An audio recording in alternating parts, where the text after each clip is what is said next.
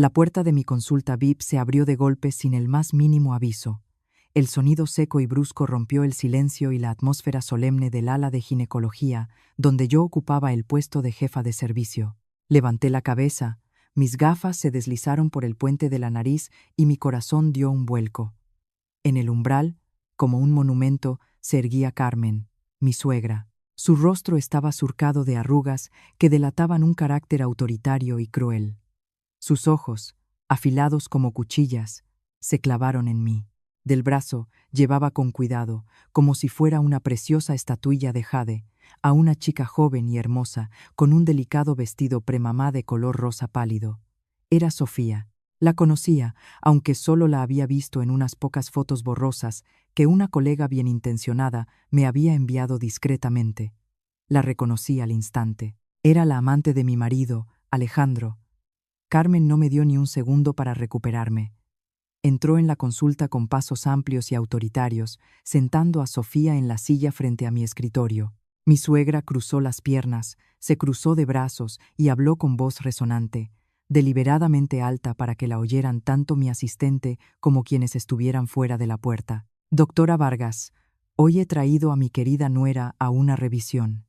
He oído que es usted la mejor de por aquí, la jefa de servicio. Así que no me quedaba más remedio que traerla a usted personalmente para que le haga una ecografía a mi ansiado nieto, el heredero. Mírelo bien, a ver si nuestro campeón está creciendo sano y fuerte. Cada una de sus palabras estaba impregnada de veneno. Cada una era una daga invisible que se me clavaba en el pecho. Querida nuera, heredero. Esas frases, como bofetadas, golpeaban mi honor y el dolor que había soportado en silencio durante los últimos 5 años. La joven enfermera a mi lado palideció, mirándome desconcertada, sin saber cómo reaccionar. Respiré hondo, tratando de reprimir la oleada de amargura que me subía a la garganta. Dejé el bolígrafo sobre la mesa, me quité las gafas y me froté las sienes, que palpitaban por la tensión. En 5 años de matrimonio, me había acostumbrado a su crueldad, pero era la primera vez que se atrevía a traer esta humillación aquí, a mi santuario, al lugar donde, usando mis conocimientos y mi deber médico, salvaba vidas y daba alegría a innumerables familias. Sofía, sentada a su lado, bajó la cabeza con modestia. Sus hombros temblaban casi imperceptiblemente. Interpretaba a la perfección el papel de la chica inocente y avergonzada, atrapada en una situación incómoda. Pero vi claramente cómo las comisuras de sus labios se curvaban en una sonrisa triunfante. Su mano descansaba sobre su vientre ya notablemente abultado, que acariciaba de forma provocadora. Carmen, al notar mi silencio, decidió rematar la faena. Sonrió con desdén. ¿Qué pasa? ¿No te alegras? ¿O es que tienes envidia de que otras puedan y tú no? Ya te lo decía yo, que una mujer que solo sabe meter las narices en los libros y que siempre huele a desinfectante, no es capaz de parir. Una auténtica flor seca. Qué mala suerte tuvo la familia Torres de que entraras en ella, pero a nuestra familia, el destino le ha sonreído y nos ha enviado a Sofía, guapa, lista, y encima, nos dará un heredero, un hijo. Basta, Die. Mi voz no fue fuerte, pero su frialdad y agudeza fueron capaces de cortar el torrente de sus palabras venenosas. Me levanté, me acerqué al lavabo y abrí el grifo. El agua fría bañó mis manos ardientes y miré mi reflejo en el espejo. El rostro cansado de una mujer después de una larga guardia nocturna, ojeras oscuras, pero en mi mirada, una determinación nunca antes vista. Ya había aguantado bastante. Mi sacrificio, mi paciencia, todo había sido pisoteado sin la menor piedad. Si querían convertir este lugar en un escenario, bien, actuaría con ellos en el último acto, en una obra cuyo final, sin duda, no les iba a gustar. Me di la vuelta. En mi rostro solo había la máscara profesional de una médica. Me acerqué a Sofía. Mi voz estaba desprovista de cualquier emoción. Por favor, túmbese en la camilla para la ecografía. Levántese la ropa y acuéstese sobre el lado izquierdo. Sofía se sorprendió un poco por mi calma, pero obedeció dócilmente. Carmen se puso a su lado, con las manos en las caderas, como un juez en un concurso. Me puse los guantes médicos. Apliqué el gel en su vientre. Sofía se estremeció ligeramente por el frío. Tomé el transductor y empecé a deslizarlo suavemente por su abdomen. En la pantalla apareció gradualmente la imagen del feto. Una pequeña criatura, acurrucada, su corazón latiendo a un ritmo rápido. Me concentré en mi trabajo, analizando cada indicador: el latido del corazón, la longitud craneocaudal, la cantidad de líquido amniótico. Todo estaba en orden. Por mucho que despreciara a la madre, como médica, tenía que admitir que el feto estaba completamente sano. ¿Y bien, qué es? ¿Un niño?, preguntó impaciente Carmen, acercando su cara a la pantalla. La miré de reojo, luego volví al monitor y dije con voz neutra: el latido del corazón es regular, 150 pulsaciones por minuto. Todos los indicadores de desarrollo son normales y corresponden a 16 semanas de gestación. El feto está absolutamente sano. Deliberadamente, no respondí a la pregunta sobre el sexo. Al oír esto, Sofía suspiró aliviada. En sus labios floreció una sonrisa de satisfacción. Carmen, por su parte, se echó a reír a carcajadas. Su risa resonó por la consulta. Excelente. Simplemente excelente. Mi nieto. ¿Ves, Elena? Esto es la felicidad de la familia Torres. Míralo bien. Mira lo que nunca tendrás en tu vida. Se giró hacia mi enfermera y declaró con jactancia: ¿ves? Esta es mi nuera. Apenas se queda embarazada y ya es un niño. Cuando te cases, recuerda, lo más importante para una mujer es saber parir. Si no, por muy lista que seas, no eres más que un trasto inútil. La humillación había llegado a su punto álgido. En silencio y sin prisas, limpié el gel del vientre de Sofía y le indiqué con un gesto que se sentara. Todo estaba listo. Su espectáculo había llegado a su fin y ahora era mi turno. Me acerqué lentamente al contenedor de residuos sanitarios, me quité los guantes manchados y los tiré dentro con precisión. Me volví hacia las dos mujeres, que se regodeaban en su victoria. Miré directamente a los ojos de Carmen con una mirada profunda y gélida. Ella se estremeció ligeramente. La sonrisa en sus labios se desvaneció lentamente. La atmósfera en la consulta se volvió de repente pesada, asfixiante. Sonreí apenas, sin un ápice de calidez. Sí, el feto está realmente muy sano. Carmen, la felicito a usted y a esta señorita. Hice una pausa, permitiendo que el silencio se volviera aún más opresivo. Carmen y Sofía me miraban con recelo, como si presintieran la tormenta que se avecinaba. Y entonces, lentamente, marcando cada palabra, pronuncié la frase que sabía que era más afilada que cualquier bisturí. El feto está sano. Pero, Carmen, ¿qué nieto va a criar? Su hijo, mi marido Alejandro, es estéril. Tiene azoospermia desde hace 5 años. En cuanto terminé de hablar, el tiempo en la pequeña consulta pareció detenerse. La risa triunfante de Carmen se congeló en sus labios, transformándose en una mueca de asombro y horror. Sofía, que un instante antes se acariciaba el vientre con aire de suficiencia, se puso blanca como el papel.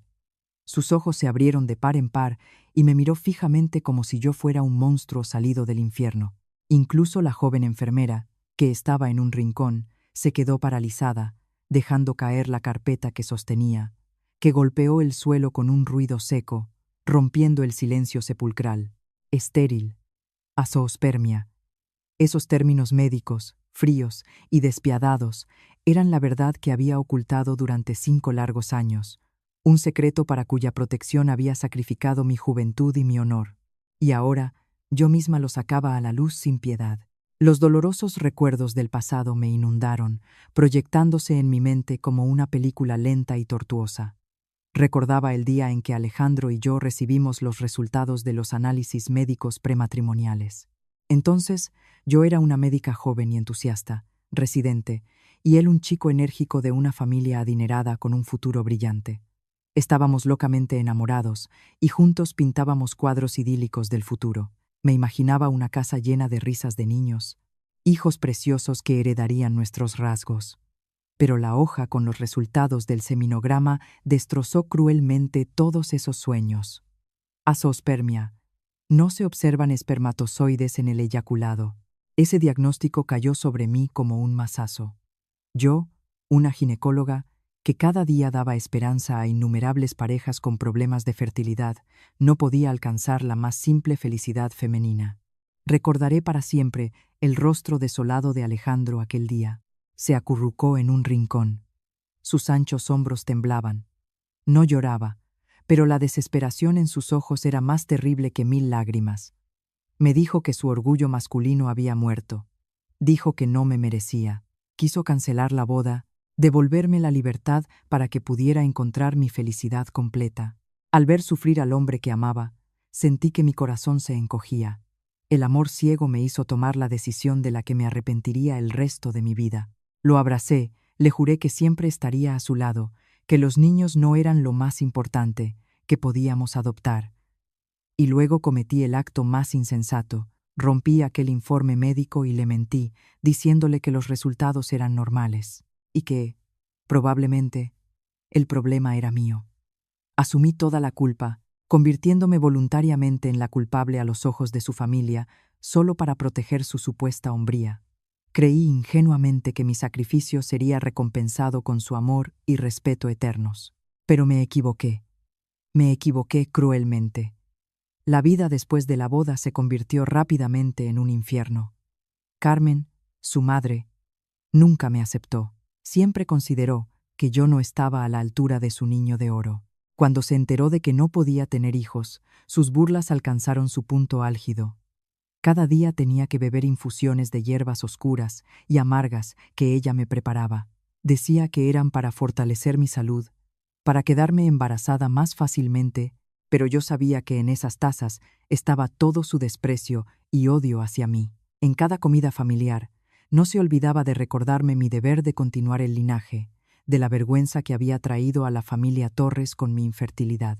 Me comparaba constantemente con las nueras de sus amigas que, apenas casadas, daban a luz a robustos bebés. Sus insultos, sus miradas de desprecio, herían mi alma cada día. Pero lo más doloroso era la actitud de Alejandro. Al principio, todavía se sentía culpable, me consolaba en secreto, se disculpaba, pero luego se acostumbró a que yo fuera su escudo, a que recibiera todos los golpes por él. Empezó a volver a casa cada vez más tarde. Nuestras conversaciones se hicieron cada vez más escasas. Ya no me miraba con el amor de antes. En su lugar, en su mirada, apareció la evasión, y a veces una irritación sin motivo. Daba mi sacrificio por sentado. Yo aguantaba, consolándome con que él también tenía su propio dolor. Me esforcé por trabajar aún más duro. Conseguí el puesto de jefa de servicio. Esperaba que mis éxitos profesionales hicieran que la familia de mi marido me viera de otra manera, pero no. A sus ojos, siempre sería la flor seca. Recuerdo una vez, después de una complicadísima operación de 10 horas, que me desmayé de agotamiento en el propio hospital. Al despertar, no vi a mi marido a mi lado, sino a mi madre. Me sujetaba la mano con fuerza. Sus ojos estaban llenos de lágrimas. Me dijo que Alejandro solo había llamado brevemente, le había dado la noticia y había colgado, alegando una reunión urgente. ¿Y mi suegra? Ni siquiera se molestó en llamar para preguntar por mi estado. A los vecinos les dijo que fingía estar enferma para escaquearme de las tareas del hogar. Fue entonces cuando apareció una enorme grieta en mi alma. Empecé a preguntarme, ¿valía la pena mi sacrificio por el hombre cuya hombría había protegido a costa de todo? ¿Era ese el hombre del que me había enamorado tantos años atrás? Y entonces, la gota que colmó el vaso. Descubrí accidentalmente mensajes explícitos entre él y Sofía en el teléfono que se había dejado en casa. Llevaban viéndose más de un año. Había estado sacando dinero en secreto de nuestra cuenta conjunta para comprarle bolsos de marca, pagarle viajes de lujo. La llamaba su querida mujercita, le prometía darle un estatus oficial, pero lo más doloroso fue que le había contado su desgracia, que vivía con una esposa estéril y lo desesperadamente que soñaba con tener un hijo. Me había convertido en una idiota, una figura patética en su historia de amor. Esa noche no lloré. Las lágrimas parecían haberse secado. Me senté sola en la oscuridad, mirando la copia del informe médico de Alejandro que había guardado en el fondo de un cajón todos estos años. Aquella hoja de papel, amarillenta por el tiempo, era la prueba de mi estupidez y ceguera. Había sacrificado mi dignidad, mi felicidad, para proteger a un mentiroso y un traidor. Yo misma me había metido en el infierno. En ese momento, comprendí que mi amor por Alejandro había muerto. Murió de una muerte lenta y agónica. Decidí divorciarme, acabar con todo aquello, pero no me iría en silencio. Les haría pagar por todo lo que me habían hecho. Hice varias copias del informe, preparé la demanda de divorcio. Solo esperaba el momento oportuno para destapar las cartas y mostrar al mundo su verdadero rostro. Y hoy, ellos mismos me habían brindado esa oportunidad. Mi voz gélida resonó en las paredes blancas de la consulta, creando un silencio opresivo y pesado. La primera en salir de su estupor fue Carmen. Su rostro pasó de blanco a rojo y luego a un tono púrpura. Se tambaleó. Con una mano se apoyó en la camilla, mientras que con la otra me señalaba. Sus labios temblaban, incapaces de pronunciar una palabra. «Tú, mientes. ¿Qué estás diciendo?», graznó finalmente con voz quebrada, como una loba herida. «Lo has inventado todo por envidia y maldad. Has visto que Sofía está embarazada y has decidido manchar el nombre de mi hijo, de mi nieto. Eres una víbora. Como tú no puedes parir, ahora quieres traer la desgracia a nuestra casa», gritaba, lanzando acusaciones incoherentes. Intentaba aferrarse a la única explicación que se le ocurría, que yo estaba calumniando. Pero el pánico en sus ojos la delataba. Una madre, por muy déspota que sea, siente a su hijo. Quizás, en el fondo de su alma, ya intuía que algo no iba bien, pero temía admitirlo. Sofía, en ese momento, también se recuperó. Rompió a llorar al instante. Las lágrimas corrían a raudales. Con una mano se abrazaba el vientre, con la otra se aferraba al brazo de Carmen, pareciendo increíblemente desvalida. «Carmen, tengo tanto miedo. ¿Qué está diciendo? ¿Cómo se atreve a decir algo así? Alejandro, él es tan sano. Quiere hacerme daño a mí, a nuestro bebé». «Sí, Carmen, ¿qué voy a hacer ahora?». Estaba representando un espectáculo perfecto, presentándose como la víctima inocente de una calumnia. Varios pacientes curiosos tras la puerta comenzaron a susurrar. Algunos miraban con compasión a la pobre chica.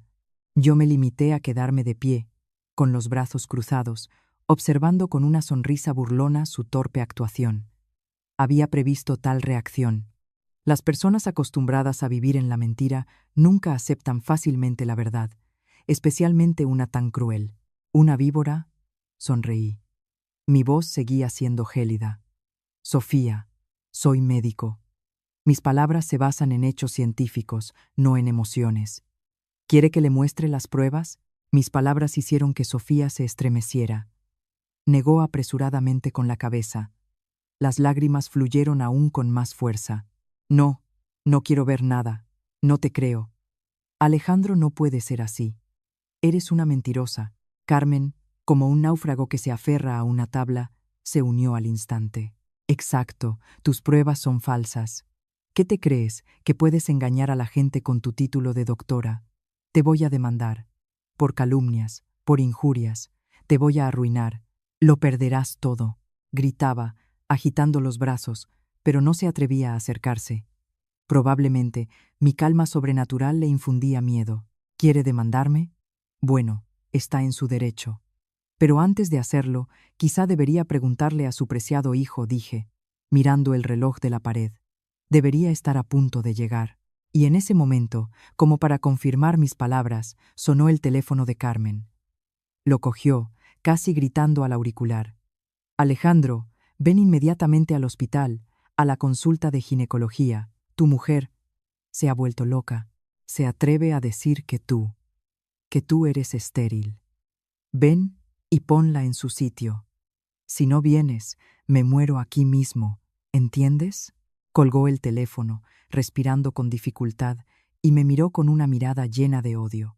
Estaba convencida de que en cuanto apareciera su hijo, todas mis palabras se convertirían en una farsa, y yo estaría de rodillas suplicando perdón por mi mentira. Todo el pasillo del hospital se convirtió en un circo. El llanto de Sofía, los gritos de Carmen, los susurros y cotilleos de la multitud. La situación se había descontrolado. Ya no era solo un conflicto en una consulta, sino un espectáculo en vivo que había atraído la atención de todo el hospital. Varios de mis colegas se acercaron, intentando calmar a mi suegra, pero fue en vano. Los apartaba a todos, insistiendo en que esperaría a Alejandro para que se encargara de mí. No dije nada más. Volví en silencio a mi consulta, me senté en mi sillón y me serví un vaso de agua. Necesitaba mantener la poca compostura que me quedaba. Sabía que la verdadera batalla no había hecho más que empezar. Con la llegada de Alejandro, todo alcanzaría su punto culminante. Y yo estaba preparada para arrancarle la máscara al hombre al que una vez amé con todo mi corazón. Unos 15 minutos después, irrumpió en la planta, como un huracán, una figura alta y familiar. Alejandro. Llevaba un traje de oficina impecable, pero el pelo estaba revuelto y su rostro enrojecido por la ira y quizás la vergüenza. Al verme, sentada tranquilamente en la consulta, rugió, sin prestar atención a las docenas de ojos fijos en él. «Elena, ¿qué circo has montado? ¿Te has vuelto loca?».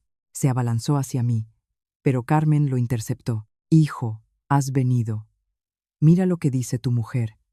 Se ha inventado que estás enfermo para avergonzar a toda nuestra familia delante de la gente. Tienes que darle una lección, enseñarle cuál es su sitio», recitó, llorando y exagerando la situación.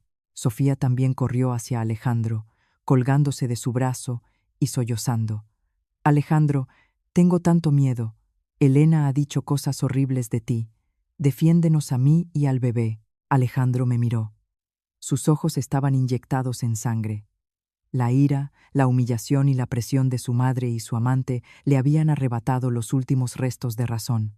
Apartó a Sofía y a Carmen, se abalanzó hacia mí, señalándome con el dedo y levantando la mano. «Tú cállate. ¿Quién te ha permitido decir esas tonterías? ¿Quieres que todo el mundo sepa que no tenemos hijos? ¿Quieres humillarme aún más?». Su voz se quebró en un grito. Su mano ya volaba hacia mi cara. Sentí el viento de su movimiento, pero no tuve miedo. Lo miré con una mirada fría, en la que se mezclaban el desprecio y una decepción infinita. En el instante en que la mano de Alejandro estaba a punto de estrellarse contra mi cara, cuando docenas de pares de ojos se quedaron helados expectantes, hice algo que él, probablemente, nunca esperó en su vida. En lugar de asustarme, esquivarlo o cubrirme, simplemente incliné la cabeza ligeramente, pero con una precisión calculada. Su furiosa bofetada pasó de largo, produciendo un sonido ridículo en el aire. Al perder el equilibrio, Alejandro se tambaleó y casi se cae. La confusión y el asombro se reflejaron claramente en su rostro. Probablemente estaba acostumbrado a la sumisa Elena, que soportaba en silencio todos sus arrebatos de ira y los ataques de su familia. No podía creer que hoy me hubiera atrevido a esquivarlo, a desafiarlo. Aprovechando su desconcierto, actué. No grité, no entré en una discusión. Simplemente saqué en silencio del cajón de mi escritorio la carpeta con los documentos que había preparado de antemano. Era una copia compulsada de aquel mismo informe médico de hacía 5 años. Sin decir una palabra, salí de la consulta al centro del pasillo, donde todos mis colegas, enfermeras y pacientes podían verme. Luego, ante los ojos atónitos de Alejandro, Carmen y Sofía, arrojé esa carpeta al suelo, justo a sus pies. Las hojas blancas se esparcieron y cayeron sobre el frío suelo de baldosas. La primera página, la más importante, quedó boca arriba. El diagnóstico, azoospermia, ausencia de espermatozoides, estaba impreso en una fuente grande y clara, saltando a la vista de todos los presentes. Un silencio espeluznante envolvió el espacio. Los gritos de Carmen cesaron. El llanto de Sofía se detuvo. Todos contuvieron la respiración, sin apartar la vista, ora de la hoja en el suelo, ora de Alejandro, el orgullo masculino, aquello que él y yo habíamos ocultado tan celosamente durante 5 años, aquello por lo que había sacrificado mi juventud y mi felicidad, ahora era arrancado por mis propias manos, expuesto a la vista de todos de la manera más humillante. Alejandro se quedó paralizado. Su rostro enrojecía, palidecía, y luego se volvía de un color terroso. Se inclinó y, con mano temblorosa, recogió la hoja.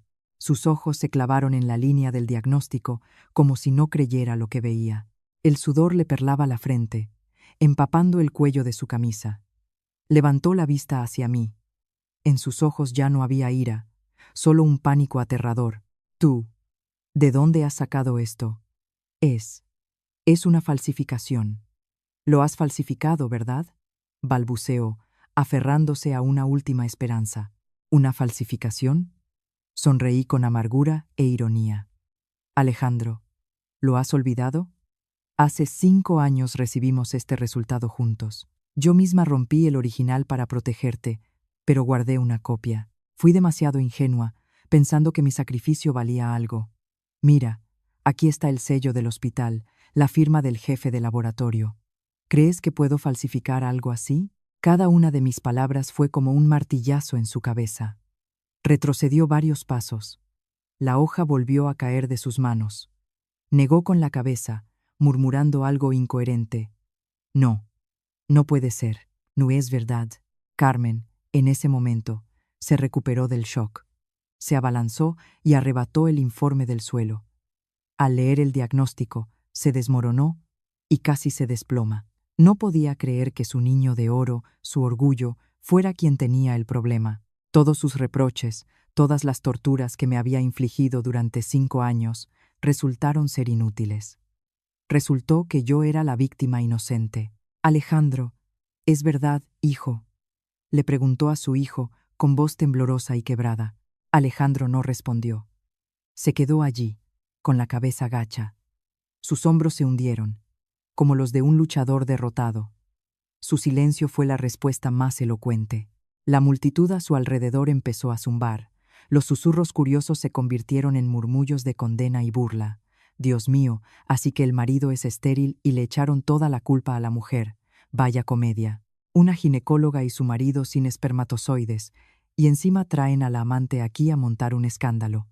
No tienen vergüenza, pobre doctora, tan guapa e inteligente, y vaya familia le ha tocado. Estas conversaciones, como miles de agujas, se clavaron en el ya pisoteado orgullo de Alejandro.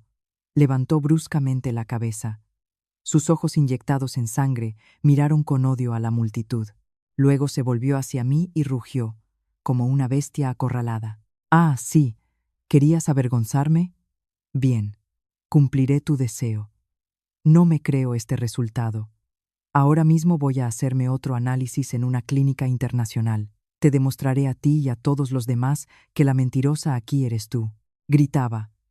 La locura se había apoderado por completo de él. ¿Qué quería demostrar? ¿La verdad evidente o simplemente intentaba salvar los últimos restos de su amor propio? Lo miré, ya sin sentir ira, solo lástima. De acuerdo, iré contigo, dije con calma. Yo también quiero ver cuánto tiempo más vas a engañarte a ti mismo y a los demás. La locura de Alejandro convirtió el pasillo de ginecología en el escenario de una tragicomedia. Desesperado y con el amor propio destrozado, insistió en una repetición inmediata de la prueba en la clínica internacional cercana. Ansiaba un veredicto diferente, un resultado que pudiera dar la vuelta a la situación, demostrar mi calumnia y restaurar su imagen de hombre perfecto. Carmen, recuperada del shock inicial, se unió rápidamente a su hijo, aferrándose a él como un náufrago a una tabla. Esperaba que todo fuera solo un error. Mi malvada intención. Correcto, hay que volver a comprobarlo. Este hospital seguramente está compinchado con esa zorra para perjudicar a mi hijo.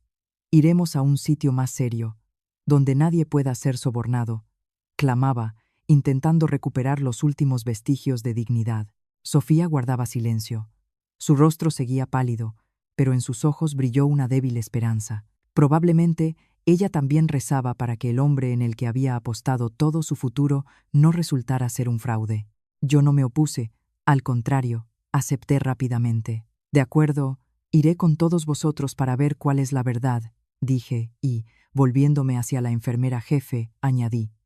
Por favor, cuide de los pacientes que quedan. Me tomaré unas horas libres para resolver asuntos familiares. Me quité la bata blanca y la colgué en el respaldo de una silla.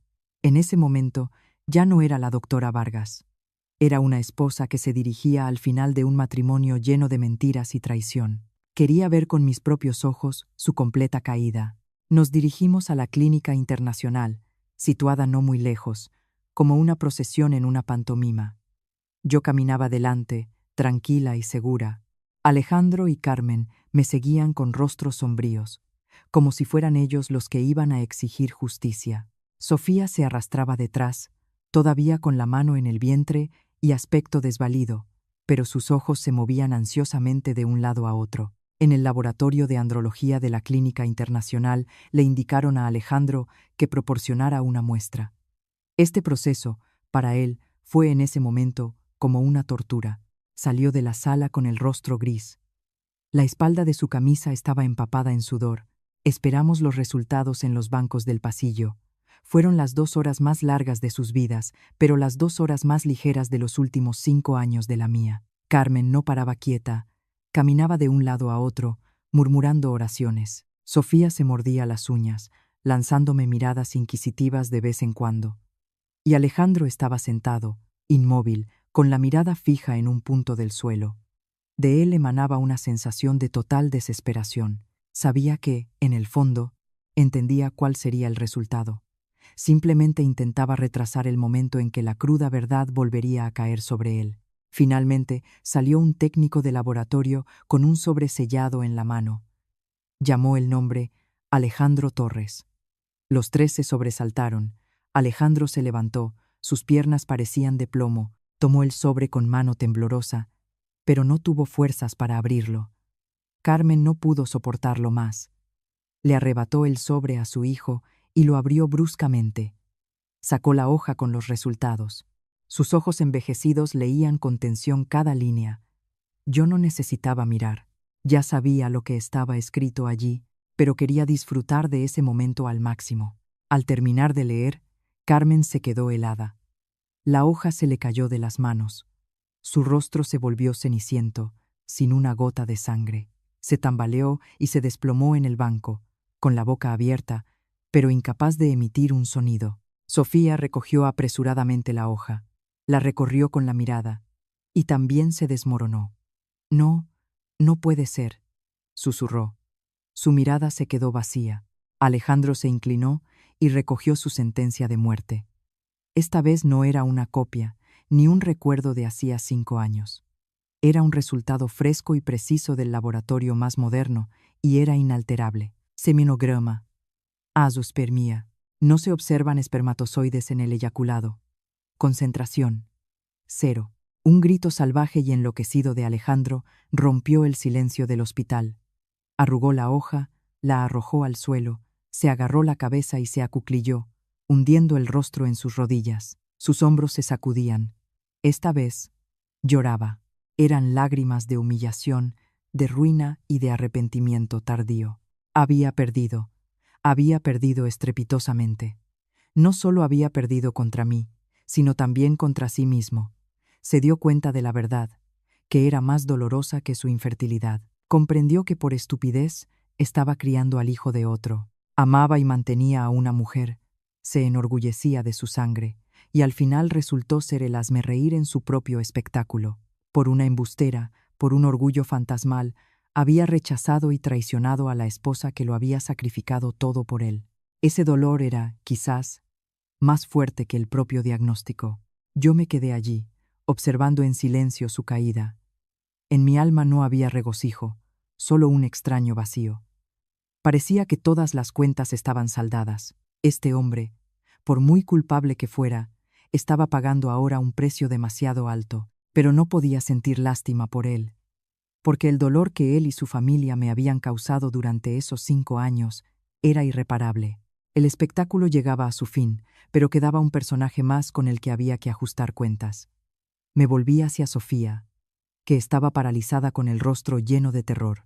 Sofía, dije con tono gélido, ahora puedes decirnos quién es el verdadero padre de este niño.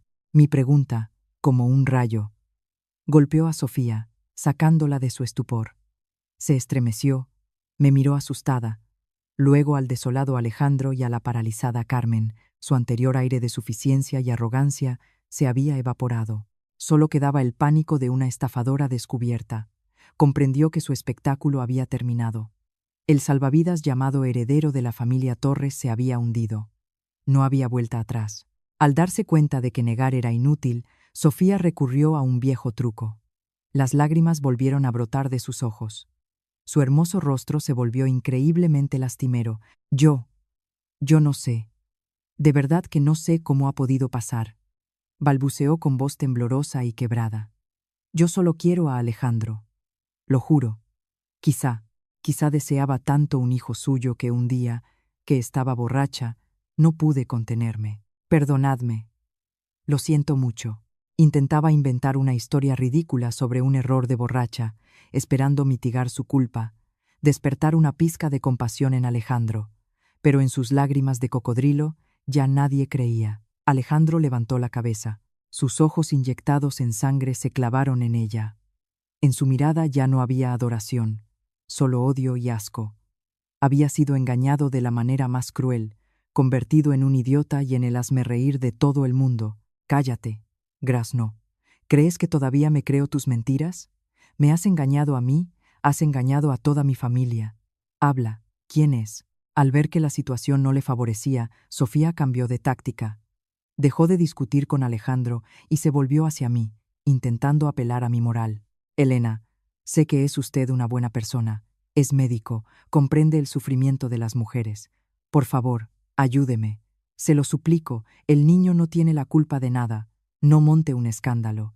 Me iré en silencio. Nunca más molestaré a su familia. Intentaba usar mi compasión profesional como un arma, esperando que me ablandara. Pero se equivocaba. Ya no era la ingenua Elena de hacía 5 años. ¿Ayudarla? Sonreí. ¿Y quién me ayudó a mí durante todos estos años? Cuando soportaba las humillaciones de su familia. ¿Dónde estaba usted? Cuando mi marido gastaba mi dinero en secreto para mantenerla, ¿pensaba en mí? Y ahora me pide ayuda. ¿No le parece ridículo? Mis palabras hicieron callar a Sofía. Comprendió que no podría quebrarme. Presa del pánico, empezó a buscar una vía de escape.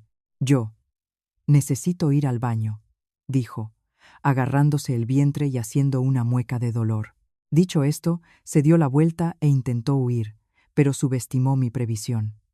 Al entrar en este hospital, ya había previsto todos los escenarios posibles. Había llamado discretamente al jefe de seguridad, un hombre al que una vez ayudé, y le había pedido que vigilara la situación. En cuanto Sofía dio unos pasos, 2 altos guardias de seguridad le bloquearon el paso. Disculpe, pero la doctora Vargas nos ha pedido que la retengamos hasta que termine la conversación. Al ver el camino cortado, Sofía comprendió que no había escapatoria y se derrumbó por completo. Cayó al suelo frío, se aferró a las piernas de Carmen y rompió a llorar a gritos. Esta vez no era una actuación, sino miedo real. Carmen, por favor, perdóneme. Perdóneme esta vez. Soy culpable, soy muy culpable. Hice todo esto porque quiero mucho a Alejandro. Tenía miedo de perderlo. Veía cómo soñaba con tener un hijo y por eso recurrí a un donante de esperma, para retenerlo, para darle un nieto. Todo lo que hice fue por esta familia. Esta mentira descarada y absurda fue la gota que colmó el vaso. Carmen, que estaba sentada en un estado de shock, al oír esto, pareció despertar. El impacto de la infertilidad de su hijo, mezclado con la humillación del engaño de una cualquiera, se transformó en una furia incontenible. ¿Qué? ¿Qué has dicho? ¿Un donante de esperma? ¿Te atreviste a traer un bastardo a nuestra casa para engañarnos? Ah, tú. Zorra, chilló. Sus ojos se inyectaron en sangre. Olvidó las formas, el dolor, y se abalanzó sobre Sofía como una leona enfurecida. La agarró del pelo, tirando con fuerza. La arañó y la golpeó en la cara. Te voy a matar. Mataré a una perdida como tú. Te atreviste a engañar a mi hijo, a engañarme a mí con mi nieto. Te voy a destruir. Una terrible escena de pelea se desató en pleno vestíbulo de la Clínica Internacional. Sofía, que no esperaba el ataque, solo podía cubrirse la cabeza con las manos y gritar de dolor. ¡Ah! ¡Ah! ¡Ayuda! Esta loca me está pegando. Los guardias de seguridad se apresuraron a separar a las 2 mujeres enloquecidas. Todo el vestíbulo se convirtió en un mercado. Los curiosos las rodearon, sacando sus teléfonos para grabar y hacer fotos. La familia Torres, que siempre se había enorgullecido de su estatus y nobleza, era ahora el hazmerreír de toda la ciudad. Yo me quedé a un lado, observando en silencio. No intervine. Dejé que ellos mismos resolvieran el caos que habían creado. Ese era el precio que debían pagar por su estupidez, su codicia y su crueldad. La ira de Carmen, sus golpes, no iban dirigidos solo a Sofía, sino también a su propia ceguera. La terrible escena de la pelea fue finalmente detenida por los guardias de seguridad. Se llevaron a Carmen a un lado, despeinada y con la ropa arrugada. Todavía seguía gritando maldiciones. Sofía estaba sentada en el suelo, con el rostro hinchado y el pelo enmarañado. Lloraba en silencio. Ambas parecían igualmente patéticas. Este vergonzoso y caótico espectáculo fue grabado por docenas de teléfonos.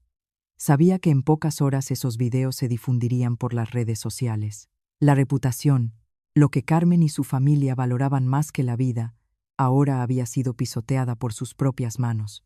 Después del arrebato de ira, mi suegra pareció quedarse sin fuerzas. Se desplomó en una silla, respirando con dificultad, y miró al vacío. Lo había comprendido todo.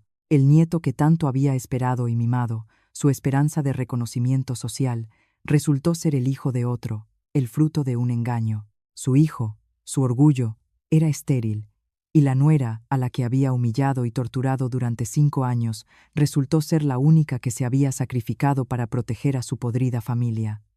La cruel verdad, que cayó sobre ella de golpe, destruyó todas sus ilusiones y su orgullo.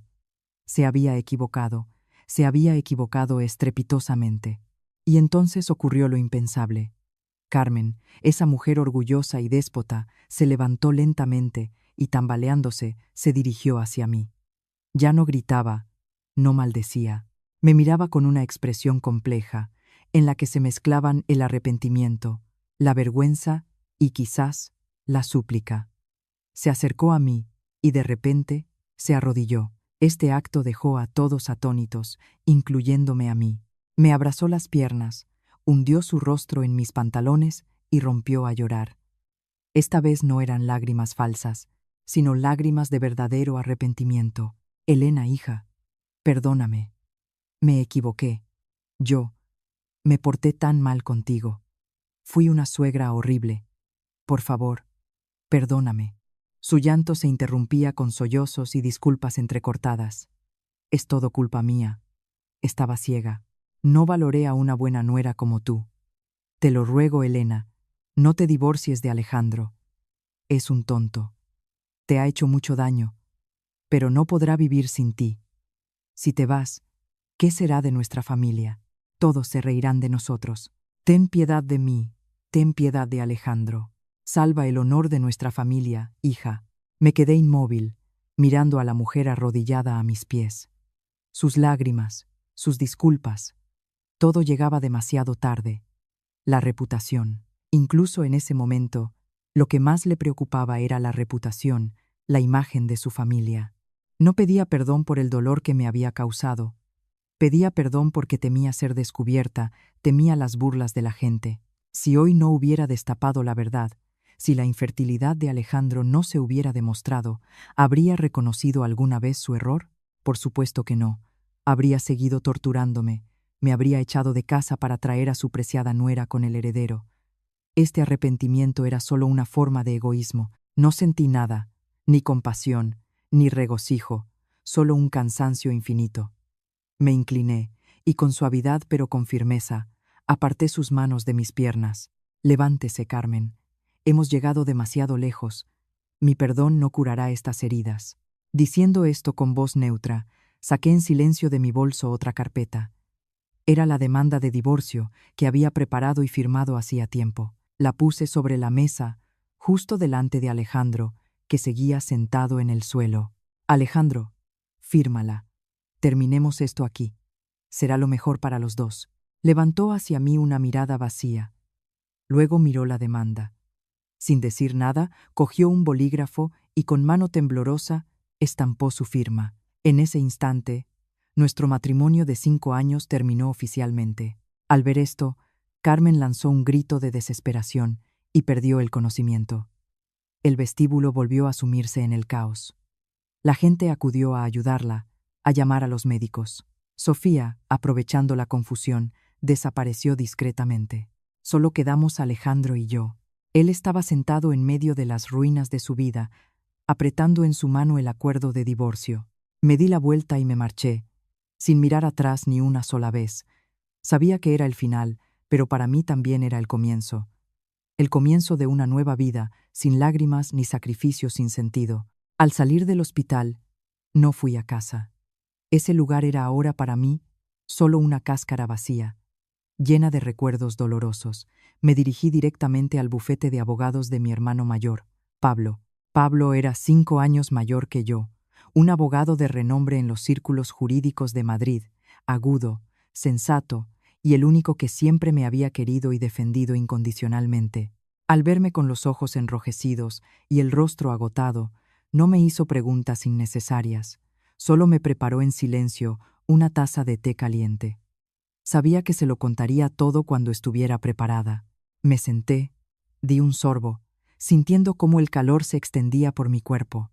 Me había contenido durante demasiado tiempo. Ahora, frente a la única persona de mi familia en la que confiaba, toda mi entereza se derrumbó. Rompí a llorar y le conté todo. El secreto de la enfermedad de Alejandro, mi estúpido sacrificio, el humillante espectáculo en el hospital y el desenlace de hoy. Pablo escuchaba en silencio. Sus cejas se fruncían cada vez más. En su rostro se dibujaba claramente la ira. Cuando terminé, golpeó la mesa con el puño con tal fuerza que la taza saltó. Toda esa familia es una panda de desgraciados. Te lo dije desde el principio, que no se podía confiar en ese Alejandro, que su familia era demasiado complicada. No me escuchaste, me reprochó, pero en su voz había más dolor que rabia. ¿Por qué has aguantado todo esto durante 5 años? ¿Por qué no me lo contaste antes? Pensé que podría manejarlo sola. Lo siento, sollocé. Entonces, estaba demasiado enamorada, demasiado ciega. Pensaba que mi sacrificio tenía sentido. ¿Sentido? Sonrió amargamente Pablo. Tu sacrificio te convirtió en una tonta y a él en un cobarde. Nada más. Pero bueno, lo hecho está. Ahora no es momento de reproches. Lo importante es qué vamos a hacer ahora. Instantáneamente, volvió a su papel de abogado. El divorcio es lo correcto, pero un divorcio no es suficiente. Te han causado demasiado daño, tanto moral como material. No podemos permitir que se salgan con la suya tan fácilmente. Lo miré sorprendida. ¿Qué quieres decir? El acuerdo está firmado. Una firma a mano todavía no tiene validez legal. Hay que ir a juicio, ¿entiendes? Explicó Pablo. Y no voy a permitir que te vayas con las manos vacías. Sospecho que este Alejandro ha desviado una buena cantidad de fondos comunes últimamente para mantener a esa chica. Tenemos que investigarlo. Y esa tal Sofía, no me creo que sea simplemente una ovejita descarriada. Sus acciones fueron organizadas, con un objetivo claro. Esto se parece mucho a una estafa planificada. Al escuchar el análisis de mi hermano, fue como si se me abrieran los ojos. Efectivamente, estaba tan absorta en mi dolor que me había olvidado del aspecto práctico del asunto. Trabajaba mucho. Mis ingresos siempre habían sido considerablemente más altos que los de Alejandro. La mayor parte de nuestro patrimonio, el piso de lujo en el barrio de Salamanca, el coche, los ahorros lo había ganado yo. Si simplemente me divorciaba, ¿no estaría siendo demasiado misericordiosa con un traidor? Entonces, ¿qué hacemos ahora? Pregunté, confiando plenamente en su plan. Lo primero, dijo Pablo con determinación, es investigar a fondo a esa Sofía. Necesito saberlo todo sobre ella, su pasado, sus contactos, su situación financiera. Tengo el presentimiento de que el niño en su vientre no es simplemente de un donante de esperma. Es muy probable que el niño tenga otro padre, y Alejandro fuera solo un peón en su juego. Tengo algo de información, dije. Alejandro presumía de que ella trabajaba en una gran agencia de medios y que su familia era adinerada. Todo eso es mentira para impresionarte, sonrió Pablo. Déjamelo a mí. Tengo un equipo de excelentes detectives privados. En un par de días tendremos toda la información necesaria. Y tú, tu tarea ahora es ir a casa y reunir todos los documentos de la propiedad, las libretas de ahorro, los extractos bancarios. Debemos controlar las finanzas, no darles la oportunidad de desviar nada más. Haciendo caso a mi hermano, Volví a la casa que una vez consideré mi hogar. Alejandro no estaba allí. La casa estaba fría y vacía. Entré en el dormitorio.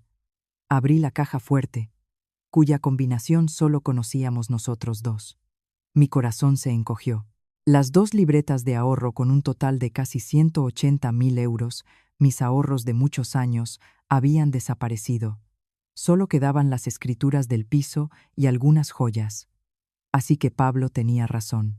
Había sacado todo el dinero en secreto para su amante. La ira y el dolor me invadieron de nuevo. Qué tonta había sido al confiar en él. Cogí los documentos restantes, los metí en mi bolso y me fui, sin sentir el más mínimo arrepentimiento. Unos días después, Pablo me llamó. Su voz era muy seria. Elena, tengo los resultados de la investigación sobre Sofía. La verdad ha resultado ser peor de lo que podíamos imaginar. Mientras escuchaba su relato, me quedé helada. Sofía no trabajaba en ninguna agencia de medios. Era una chica sencilla de un pueblo de Extremadura, que había venido a Madrid sin un trabajo estable. La familia adinerada también era una invención. Sus padres, en el pueblo, eran agricultores humildes, vivían con muy poco. La propia Sofía tenía un pasado turbio, ya había sido fichada por pequeños fraudes. Y lo más terrible, no solo estaba saliendo con Alejandro. Los detectives la habían seguido y habían descubierto que vivía como si estuviera casada con otro hombre en una miserable habitación alquilada en un barrio obrero. Este hombre se llamaba Vadim, apodado el Cicatriz, un delincuente de poca monta que se dedicaba a la usura y al cobro de deudas. Y él mismo estaba ahogado en deudas. Entonces, el niño, balbuceé, temiendo terminar la frase. Exactamente, confirmó Pablo, con una probabilidad altísima. El niño es de este Cicatriz. Esa chica montó un espectáculo perfecto. Usó el embarazo para engatusar a Alejandro, sacarle el dinero y pagar las deudas de su amante. Alejandro resultó ser un completo idiota al que le tomaron el pelo. Todo encajó. No era solo una historia de infidelidad. Era una estafa cuidadosamente planeada y cruel. Y mi marido había sido la víctima más tonta de este espectáculo. Al conocer la terrible verdad sobre Sofía, ya no sentí dolor. En su lugar, vinieron el asco y el desprecio. Asco por una mujer libertina y taimada, y desprecio por el hombre que fue mi marido, tan estúpido como para dejarse engañar por una zorra, dispuesto a abandonar a su familia y su honor por un espectáculo falso. Mi hermano Pablo, sin embargo, veía la situación de forma más pragmática. Esta es nuestra oportunidad, Elena dijo. No podemos permitir que esa chica y su chulo se escapen con tu dinero, pero no podemos actuar abiertamente. Es demasiado peligroso. El único que puede desenredar este lío, por paradójico que parezca, es el propio Alejandro. Fruncí el ceño, sin entenderlo. ¿Quieres que le cuente la verdad? ¿Para qué? No me creerá. Volverá a pensar que me lo estoy inventando para enemistarlo con su amada. No, negó Pablo con la cabeza. No vamos a decir nada. Haremos que lo vea todo por sí mismo. Solo, cuando lo vea con sus propios ojos, lo creerá. Y solo cuando su orgullo masculino sea pisoteado hasta el final, tendrá la motivación para recuperar lo que le robaron. La ira de un marido engañado, al que le han puesto los cuernos, será nuestra mejor arma. El plan de mi hermano era verdaderamente astuto. Quería usar a Alejandro para castigar a Sofía y a su amante, y al mismo tiempo darle una lección inolvidable al propio Alejandro. Encargó a sus hombres que siguieran vigilando a Sofía y a Vadim el Cicatriz, averiguando su rutina diaria. Unos días después, habiendo recopilado suficiente información, Pablo me dio una hoja con una dirección. Es la dirección de su cuchitril alquilado. Encuentra una forma de enviarle esta dirección a Alejandro de forma anónima. Él hará el resto. Mientras tanto, Alejandro estaba viviendo los días más oscuros de su vida. Después del escándalo en el hospital, no podía aparecer por el trabajo. Se encerró en casa y se dio a la bebida. Carmen, al volver del hospital, también estaba completamente destrozada. Se pasaba los días llorando y maldiciendo su suerte. Toda su familia se sumió en una atmósfera de oscuridad y desesperación. Probablemente, en su borrachera, Alejandro todavía pensaba en Sofía. Podía odiarla, pero al mismo tiempo, Quizás intentaba encontrar una justificación para ella, engañándose a sí mismo con que todavía lo amaba, que el niño, después de todo, era suyo. Se encontraba en un estado extremadamente inestable y alterado. Contraté a un mensajero y le envié una nota con la dirección a su casa, sin remitente.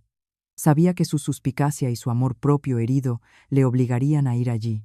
Y tal como predijo Pablo, esa misma noche, al recibir la misteriosa nota, Alejandro, tambaleándose por el alcohol, cogió un taxi y se dirigió a la dirección indicada.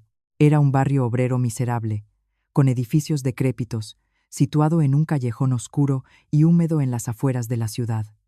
Un lugar que era la antítesis del lujoso ático que soñaba construir con Sofía. Buscó a tientas el número correcto. Todo el patio olía a basura y a alcantarilla. De todas partes llegaban insultos, peleas, llantos de niños. Aquí está, pensó, el paraíso de mi princesa Sofía. Al acercarse a la habitación destartalada con una endeble puerta de madera, oyó una risa familiar que venía de dentro. Era la voz de Sofía, pero no estaba sola. Con ella había un hombre con una voz grave y ruda. El corazón de Alejandro empezó a latir con fuerza. Se acercó de puntillas y miró por una rendija. La escena que vio lo dejó petrificado. Sofía estaba sentada en las rodillas de un hombre con el torso desnudo, cuyo cuerpo estaba cubierto de tatuajes. Era Vadim el cicatriz. Se abrazaban y besaban sin ningún reparo. Sobre una mesita cercana había botellas de cerveza a medio terminar y un fajo de billetes. «Mira esto», dijo Sofía riendo, mientras contaba el dinero. «Este idiota es tan crédulo». Lloré un par de veces y sacó todo el dinero de la cuenta y me lo dio. Casi 180.000 euros. Suficiente para que pagues todas tus deudas. Ya podemos largarnos de aquí. Bien hecho, rió roncamente el cicatriz, pellizcando la mejilla de Sofía. No en vano te he estado manteniendo. Cuando nazca este cachorro, lo dejaremos en cualquier sitio y encontraremos a otro tonto. Hay un montón de ricachones como ese, soñando con un heredero. Por supuesto, dijo Sofía lánguidamente. Aunque hasta me da un poco de pena. Si hubieras visto su cara cuando se enteró de que era estéril, tan patético. No solo es un tonto, sino que además no sirve para nada. Va, que le den. Mejor brindemos por nuestro éxito. Chocaron sus botellas, riendo a carcajadas y discutiendo su brillante futuro, construido sobre el engaño y el dinero ajeno. Afuera, Alejandro estaba paralizado, como si le hubiera caído un rayo. Cada una de sus palabras, como 1000 cuchillos, le atravesaba el corazón. Idiota, inútil, tonto al que le han puesto los cuernos. Todo lo que temía, todo lo más humillante, se había hecho realidad. Lo habían engañado. Lo habían engañado de forma descarada y cruel. La mujer a la que tanto amaba, por la que estaba dispuesto a dejar a su esposa, resultó ser una serpiente venenosa. La borrachera se le pasó de golpe, reemplazada por una furia incontenible, unos celos capaces de quemarlo todo. Dejó de pensar. La sangre le subió a la cabeza. Retrocedió unos pasos, cogió carrerilla y reventó la endeble puerta de madera con todas sus fuerzas. La puerta de madera salió volando de sus goznes con un estruendo ensordecedor, alarmando a todo el miserable patio. Las astillas volaron en todas direcciones. Alejandro irrumpió en la habitación como un toro herido, con los ojos inyectados en sangre. Olía a alcohol y a furia. Sofía y Vadim, que se abrazaban en la cama chirriante, se sobresaltaron. No podían ni imaginar que Alejandro los encontraría en este agujero. Vadim apartó bruscamente a Sofía y se puso los pantalones a toda prisa, que estaban en la cabecera. Sofía soltó un grito agudo y se envolvió en la manta, cubriendo su cuerpo casi desnudo.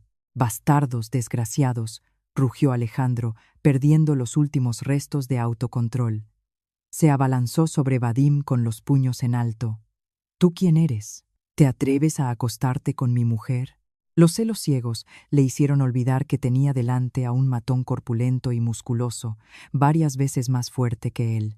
El puñetazo de Alejandro, un oficinista acostumbrado a estar sentado en un escritorio, fue débil y torpe. Vadim, acostumbrado a las peleas, lo esquivó fácilmente, inclinando ligeramente el torso. Sonrió con desdén. «¿Con tu mujer? Pregúntale a ella de quién es mujer», dijo, señalando con la cabeza a Sofía, que temblaba en un rincón. Estas palabras fueron la gota que colmó el vaso. Alejandro se sumió en una locura aún mayor y volvió a atacar. Pero no era rival para Vadim. El matón agarró fácilmente a Alejandro por la muñeca y le retorció el brazo a la espalda. ¡Ah! Gritó Alejandro de dolor. Vadim le dio un fuerte rodillazo en el estómago. Alejandro se dobló por la mitad. Su rostro palideció, pero Vadim no se detuvo ahí. Le propinó un demoledor puñetazo en la cara. Se oyó un sonido sordo y seco. Alejandro se desplomó en el frío suelo de cemento. La sangre le brotó de la nariz y la boca. No, no le pegues, balbuceó Sofía, recuperando el sentido. Cállate, le gritó Vadim. Esto es una conversación de hombres. Las mujeres no se meten. ¿O es que te da pena? Se acercó a Alejandro, que yacía en el suelo, y le dio una fuerte patada en las costillas. ¿Tú quién te crees que eres para entrar aquí así?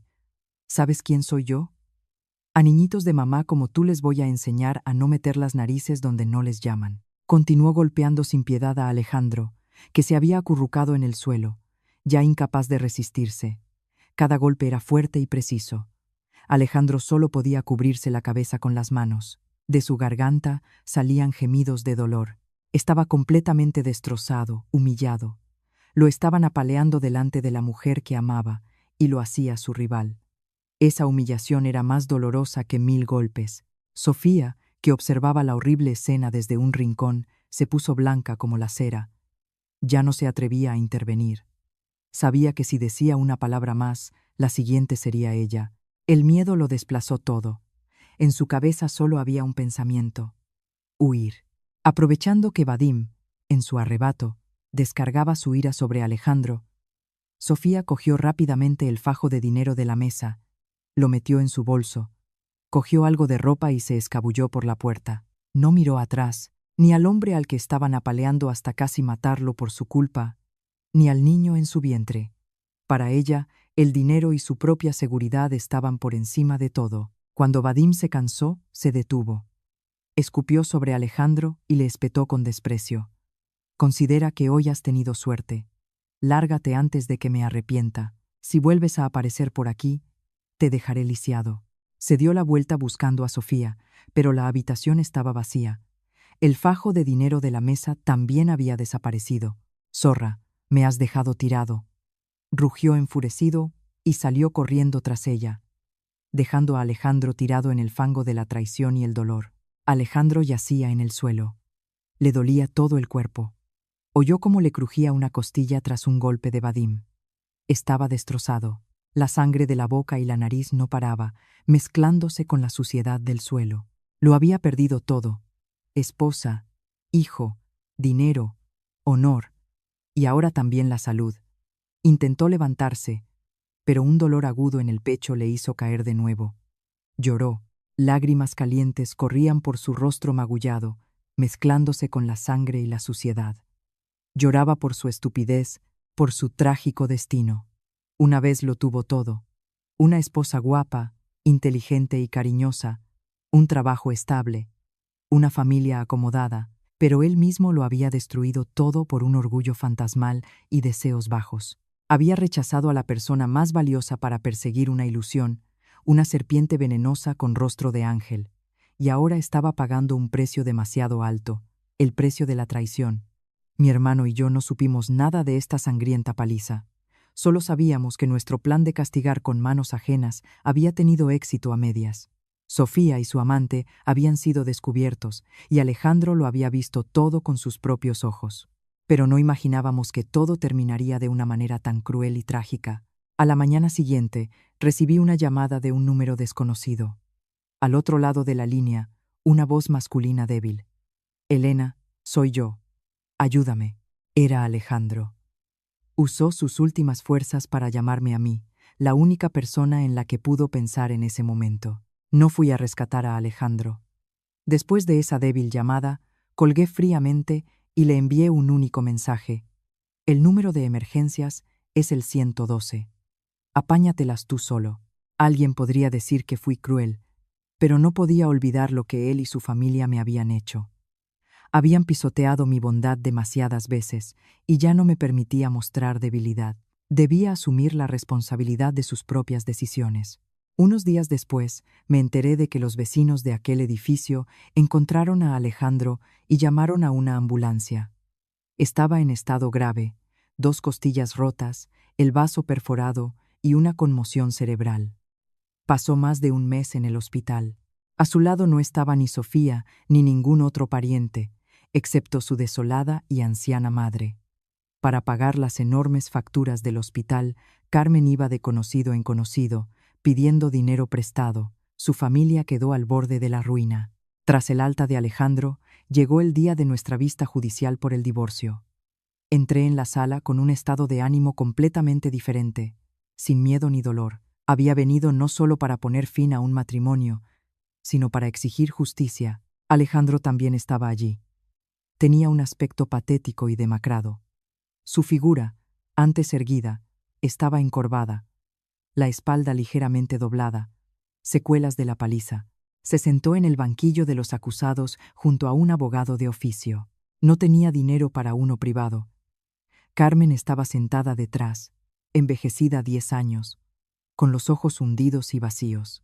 La vista fue rápida, ya que todo era evidente. Mi hermano, el abogado Pablo Vargas, intervino de forma clara y segura. Presentó todas las pruebas de la infertilidad de Alejandro previa al matrimonio, de mi sacrificio y sufrimiento durante 5 años. Y lo más importante, presentó pruebas irrefutables de que Alejandro había retirado en secreto casi 180.000 euros de la cuenta conjunta para su amante. Señoría, la voz de Pablo resonó en la sala. Las acciones del señor Torres no solo constituyen una grave violación de la fidelidad conyugal, sino que también presentan indicios de ocultación de bienes gananciales. La suma de casi 180.000 euros es el sudor y las lágrimas, el resultado del trabajo de mi defendida, la doctora Vargas. El señor Torres gastó este dinero en mantener a una estafadora, causando a mi defendida un enorme perjuicio material y moral. Solicitamos a este tribunal que dicte una sentencia justa y obligue al señor Torres a devolver la totalidad de la suma apropiada ilegalmente. Alejandro estaba sentado con la cabeza gacha, sin poder objetar. Su abogado solo intentó débilmente apelar al hecho de que su cliente también había sido víctima de un engaño. Pero eso no anulaba su culpa. Finalmente, el tribunal se retiró a deliberar. Al volver, el juez leyó la sentencia con voz severa. Examinados todos los materiales del caso, este tribunal resuelve estimar la demanda de Dera Elena Vargas. Se declara disuelto por divorcio el matrimonio entre Dera Vargas y D. Torres. En cuanto al patrimonio, teniendo en cuenta la ocultación de bienes gananciales por parte del señor Torres, el tribunal acuerda adjudicar en plena propiedad a Dera Vargas la vivienda y el vehículo. En cuanto a los fondos, se obliga a D. Alejandro Torres a indemnizar a Dera Vargas con la suma de 150.000 euros, como cantidad proporcional a su contribución al sostenimiento de las cargas del matrimonio. El martillazo del juez puso punto final a toda esta historia. Había ganado. La justicia había prevalecido. No solo había obtenido la libertad, sino que también había protegido lo que había ganado con mi trabajo. Me volví hacia mi hermano y sonreí. Él asintió con la cabeza, con orgullo en sus ojos. Al salir de la sala del tribunal, sentí un alivio increíble, como si me hubieran quitado un peso enorme de encima. El sol fuera brillaba con fuerza y calidez. Respiré hondo, inhalando el olor a libertad. A mis espaldas, oí los sollozos de Alejandro. Se había desplomado sobre la mesa. Sus hombros se sacudían. Lo había perdido todo. Esposa, patrimonio, y ahora además debía una suma enorme. Carmen corrió hacia él, lo abrazó. Lloraban juntos, desesperados y humillados. No miré atrás. Caminé hacia adelante, con orgullo y seguridad. El pasado había quedado atrás. Delante de mí me esperaba un nuevo capítulo de mi vida. Un capítulo en el que no había lugar para él. La sentencia judicial fue el golpe final que destruyó por completo el mundo de la familia Torres.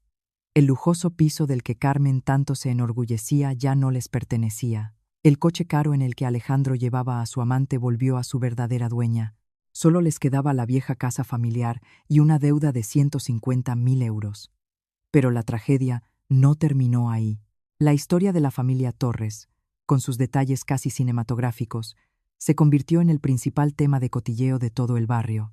Los relatos sobre cómo el hijo guapo y exitoso de un directivo resultó ser estéril, cómo la nuera puso en su sitio a la suegra malvada en el juicio, cómo toda la familia criaba al heredero de un delincuente, se transmitían de boca en boca, adornados con nuevos detalles. Carmen, que había vivido toda su vida por la reputación, ahora no se atrevía a salir de casa.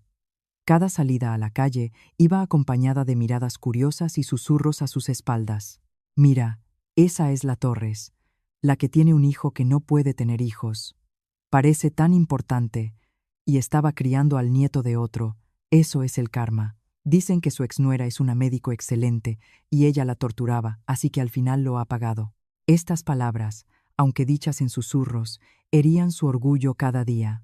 No soportó la humillación. La ofensa, la ira y el shock del juicio acabaron por minar su ya frágil salud. Una mañana la encontraron inconsciente en la puerta de su casa. En el hospital le diagnosticaron un ictus. La enfermedad le paralizó la mitad del cuerpo.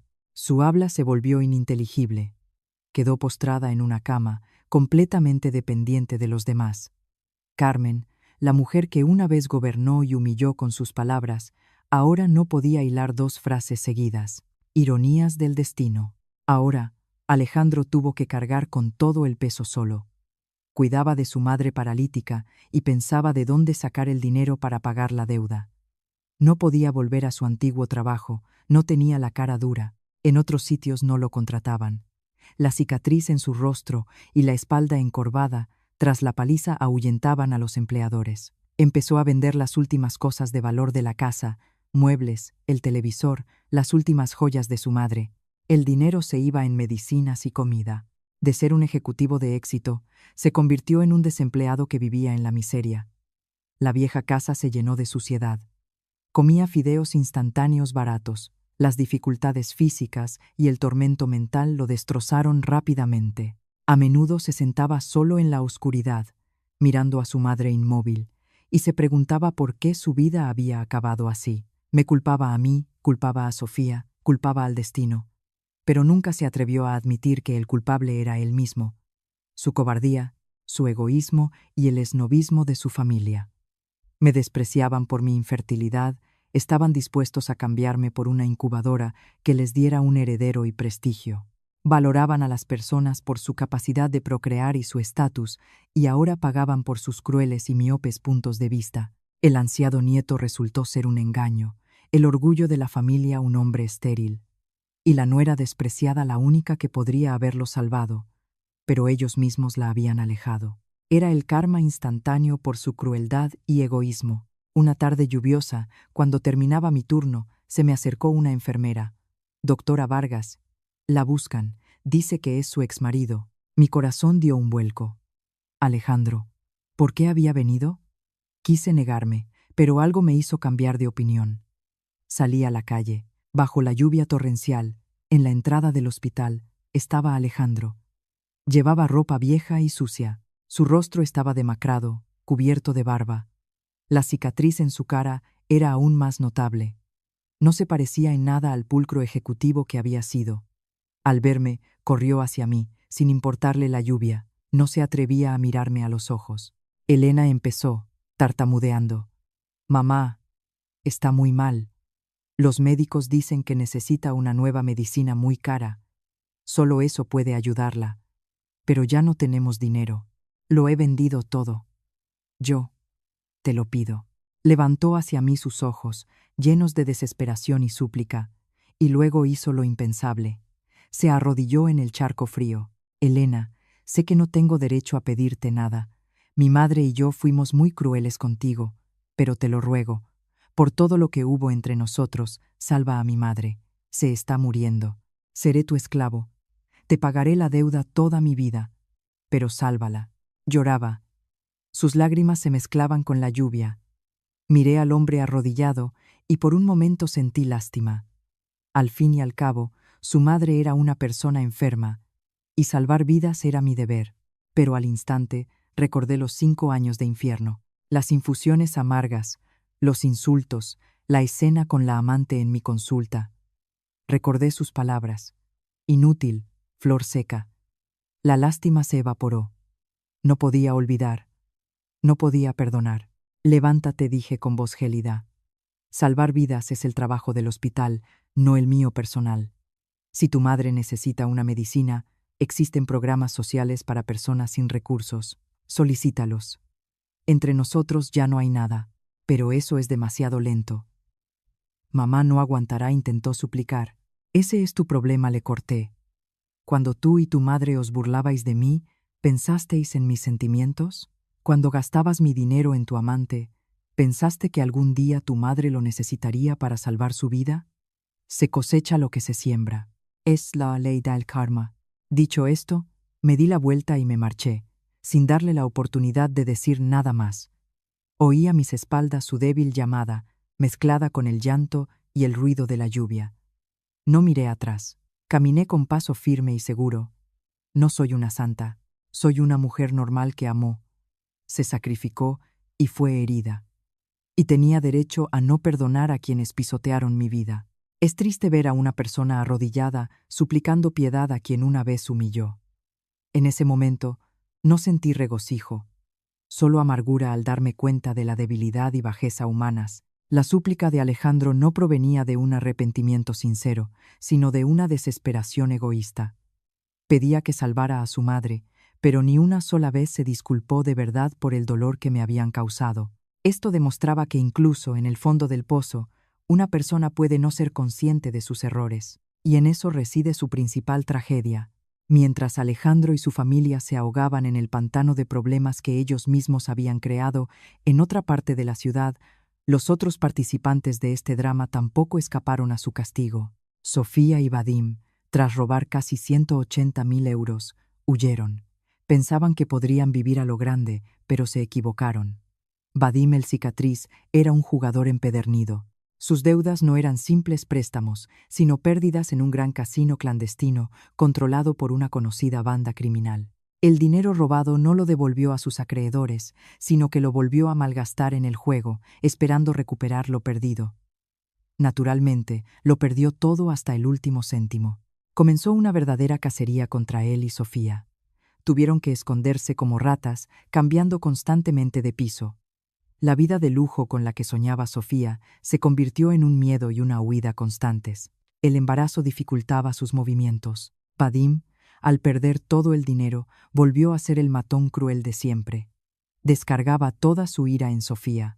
Las palizas y los insultos se convirtieron en algo habitual. De reina se convirtió en el saco de boxeo de su amante. Finalmente, la policía los atrapó. No solo por las deudas con los mafiosos, sino también por la denuncia por estafa que mi hermano había presentado oportunamente ante las fuerzas del orden, con pruebas irrefutables, el testimonio de Alejandro, grabaciones, correspondencia. No pudieron librarse. Sofía, como organizadora de la estafa, fue condenada a 7 años de prisión. A pesar de su embarazo, Vadim fue condenado a 10 años, más penas adicionales por usura y lesiones. En el juicio, Sofía parecía demacrada y rota. Su enorme vientre no podía ocultar su desesperación. Pagó un precio demasiado alto por su codicia. El niño que había utilizado como herramienta de engaño nacería en la cárcel. En cuanto a Alejandro, después de mi negativa, se derrumbó por completo. Sin dinero, Carmen no recibió el tratamiento adecuado y, unos meses después, murió sola y entre sufrimientos. Alejandro tuvo que enterrar a su madre él solo. El banco se quedó con la vieja casa para saldar su deuda conmigo. Se quedó sin hogar. Para sobrevivir y pagar la deuda, aceptó los trabajos físicos más duros. A menudo se le veía en las obras, un hombre encorvado con una cicatriz en la cara, acarreando en silencio sacos de cemento. De ejecutivo se convirtió en peón. Cada gota de sudor, cada dolor en su cuerpo, le recordaba sus errores. Su vida se convirtió en un ciclo interminable de trabajo duro y remordimientos. Fue su cadena perpetua. El karma los alcanzó a todos. Cuando la tormenta amainó, mi cielo volvió a estar despejado. Cerré decididamente esa oscura página del pasado. Ya no me importaba su destino. recibieron su merecido. Para mí, comenzó mi propia historia, una historia de renacimiento y felicidad. No me hundí en el sufrimiento, sino que convertí el dolor en fuerza. Me volqué en el trabajo. Mi talento y dedicación llevaron a nuestro servicio a ser uno de los mejores del país. Salvé muchas vidas, traje al mundo a cientos de bebés. Cada llanto de un niño, cada sonrisa feliz de una madre, curaba las cicatrices de mi alma.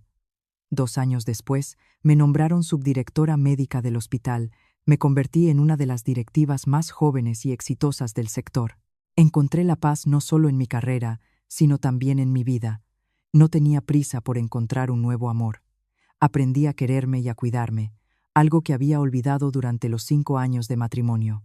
Viajé, aprendí cosas nuevas, salí con amigos, pasé tiempo con mi familia, y la felicidad me encontró por sí misma. En un congreso médico internacional me encontré con David, un antiguo compañero de la facultad. Él también se había convertido en un excelente médico, jefe del servicio de pediatría. Era un hombre tranquilo, maduro, con un corazón bondadoso. Conocía mi historia, pero no por los cotilleos, sino por amigos comunes. No me juzgó, solo sintió compasión y admiró mi fortaleza. Empezamos a hablar, a compartir ideas sobre el trabajo y la vida. A su lado me sentía tranquila y protegida. Me valoraba como persona, respetaba mi carrera y comprendía todo por lo que había pasado. Nuestro amor nació de forma natural y fácil, como una lluvia de verano que limpia todo el polvo del pasado. 1 año después, me pidió matrimonio en la cima de una montaña, con una magnífica puesta de sol de fondo. Nuestra boda fue cálida y acogedora. Mis padres y mi hermano me llevaban del brazo. Sus ojos brillaban de felicidad. Sabían que por fin había encontrado mi puerto seguro. Mi nueva vida estaba llena de risas. Tuvimos gemelos, un niño y una niña. Mirando a mis pequeños durmiendo, comprendí que la felicidad a veces llega tarde, pero nunca se olvida de ti. Soy un fénix con un bisturí en la mano, que una vez se quemó en el fuego de la traición y la mentira, pero de las cenizas renací, más fuerte y brillante. Mi historia es la prueba de que, por muy bajo que te tire la vida, nunca pierdas la esperanza y la fe en ti misma. Levántate, lucha y sigue adelante, porque después de la lluvia siempre sale el sol, y después de la tormenta, el amanecer es aún más hermoso que antes. Saber dejar ir no es debilidad, sino la sabiduría que te libera. Y la ley del karma, tarde o temprano, siempre es justa para todos.